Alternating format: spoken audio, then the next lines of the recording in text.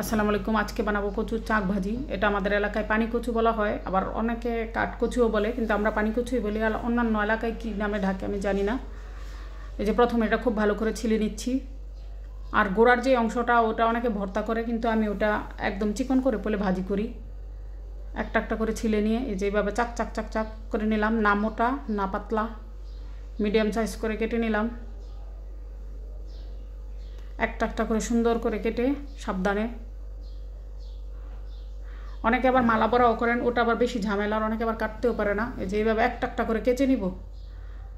আমরা ভাপিয়ে সবসময় কচু চাক বড়াটা করি, অনেকে আবার না ভাপিয়েই সরাসরি দেয়, কিন্তু ভাপ দিলে গলা চুলকানোর সম্ভাবনা থাকে না। অনেক সময় কচুতে আবার গলা চুলকায়। এই যে একটা একটা করে সম্পূর্ণটা কেচে নিচ্ছি। কেচে দিলে মশলাপাতি খুব ভালো করে ঢুকে যায়। তারপর পানি দিয়ে ঢেকে দিলাম ভাপিয়ে নেওয়ার জন্য।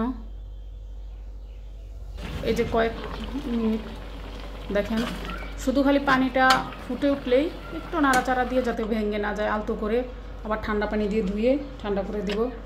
তারপরে ঠান্ডা হলে দিয়ে দিব মরিচ গুঁড়া, হলুদ গুঁড়া এবং লবং।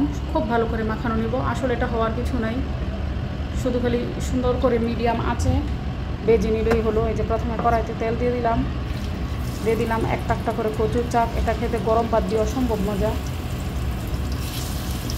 এটা যে খাবে দুইটা বেশিই খাবে। মালা বড়াটা আসলে সবাই কাটতে পারে না, আবার অনেক ঝামেলারও মনে করা হয়। আমিও কাটতে পারি, তবে এত বেশি সুন্দর হয় না, আবার একটা খারাপও হয় না। এই যে একটা একটা করে শুধু উল্টিয়ে পাল্টিয়ে নিলেই এই যে দেখেন হয়ে উঠেছে প্রায়। এভাবে খালি পাল্টিয়ে নিলেই আমার কচু বড়াগুলো প্রায় ভাজা শেষ।